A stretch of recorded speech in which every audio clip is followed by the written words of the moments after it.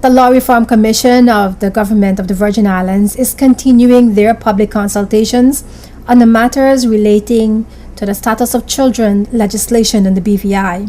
During a meeting held on Thursday at the Methodist Church Hall, residents shared their views on the proposed legislation, which will mainly do away with the distinction between children born in wedlock and those born out of wedlock, making all children born in the territory of equal status.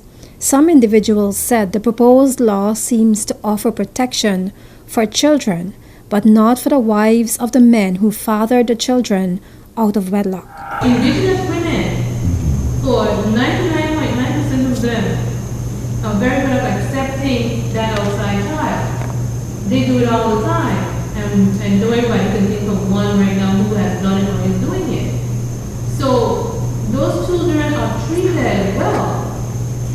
And I know that for a fact. But how does that not discriminate against me? If you're protecting that child, because it's not the child's fault, but it's not my fault either. I did not send him out there to do that. So I feel this law is very biased. Ray Harris, chairman of the Law Reform Commission, says the legislation is seeking to give rights to illegitimate children. He asked whether or not persons feel compassion for those children who currently have no rights. Life is a spiritual journey in the flesh.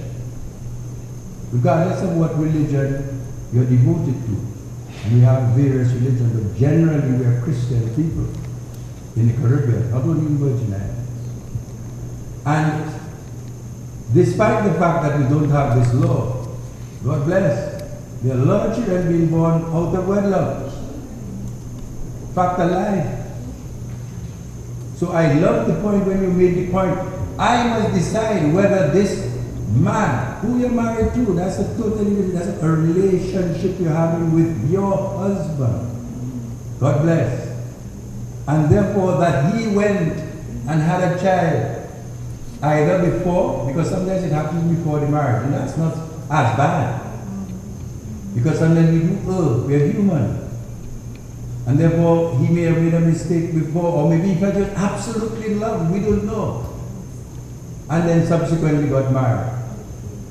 My attitude is, right now under the intestacy law of your country, those outside children have no rights. Okay? As a Christian lady, God bless you.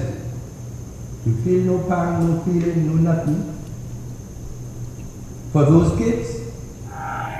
The question of illegitimate children receiving rights to land and property jointly owned by a husband and wife was also raised.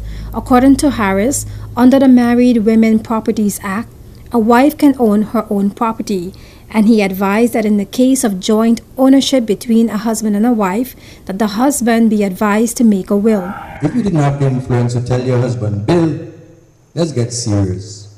We're looking after Philip and Jane, that's the outside ones.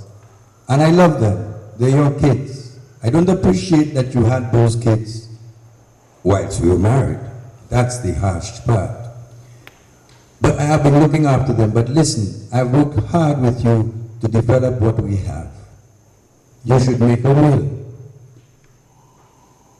So that, not that you don't want them to get anything, but you want to ensure that the children with your husband, who maybe have labored with you to develop this little enterprise and this little business that you all have developed, can get their just deserts. Hence, make a will. Ray Harris made it clear that should the Status of Children legislation be enacted, it will not be retroactive. The public consultations continue on Tuesday, April 17th at the King Garden Bay Baptist Church, and again on Wednesday, April 18th at the Virgin Gorda Catholic Church.